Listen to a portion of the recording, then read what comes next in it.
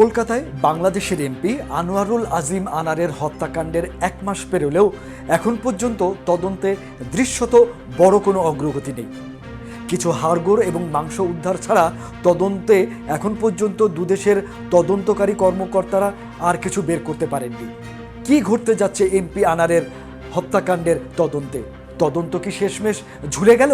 এ নিয়েই থাকছে আজকের স্টার নিউজ প্লাস। গত 13ই মে কলকাতার নিউ গার্ডেন এলাকার একটি বিলাসবহুল ফ্ল্যাটে নৃশংস এবং রহস্যজনকভাবে খুন হন ঝিনাইদহ 4 আসনের এমপি আনার। হত্যাকাণ্ডের 9 দিন পর দুদেশের পুলিশ জানায় যে এমপি আনার খুন হয়েছেন।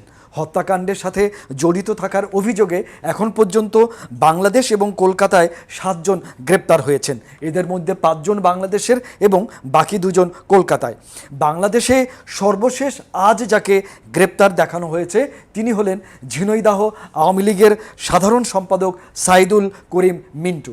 হত্যাকাণ্ডের 1 মাস পেরোলেও এখন পর্যন্ত যেটুকু অগ্রগতি জানা গেছে সেটা হলো যে কলকাতার যে ফ্ল্যাটে এমপি নিহত হয়েছিলেন সেই ফ্ল্যাটের সেপটিক ট্যাঙ্ক থেকে কিছু মাংসের টুকরা উদ্ধার করা হয়েছে।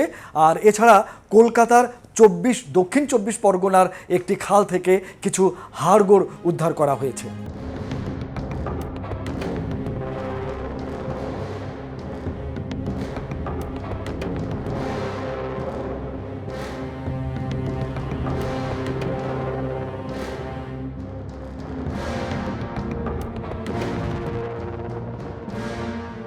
তদন্তে যে বড় অগ্রগতি দাবি করা হচ্ছে সেটি হলো যে মাংসের টুকরোগুলো ফরেনসিক টেস্ট করা হয়েছে সেখানে নিশ্চিত হওয়া গেছে যে এটি মানুষের শরীরের, কিন্তু সেটি যে এমপি আনারের তা এখনও নিশ্চিত হওয়া যায়নি।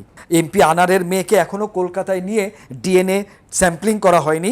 তাছাড়া হাড়গোড়ের ফরেনসিক টেস্টগুলো এখনও সম্পন্ন করা হয়নি। এমপি আনারের পিএস আব্দুর রৌফের সাথে কথা বলে যেটি জানা গিয়েছে যে এই তদন্তের ধীর গতিতে বা তদন্তের ভাগ্যে কি ঘটছে সেটি নিয়ে এমপি আনারের পরিবারের সদস্যরা অসন্তুষ্ট।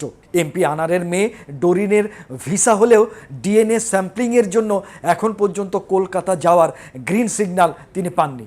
এমপি আনারের হত্যাকাণ্ডের তদন্তে রাজনৈতিক এবং অন্যান্য বিষয় এসে যাওয়ায় অনেকে বলছেন যে এমপি আনারের তদন্ত কি ঝুলে গেল। তারা বলছেন যে প্রকৃতই কি এই যারা খুনি তাদেরকে কি বের করা সম্ভব হবে সুষ্ঠু তদন্তের মাধ্যমে?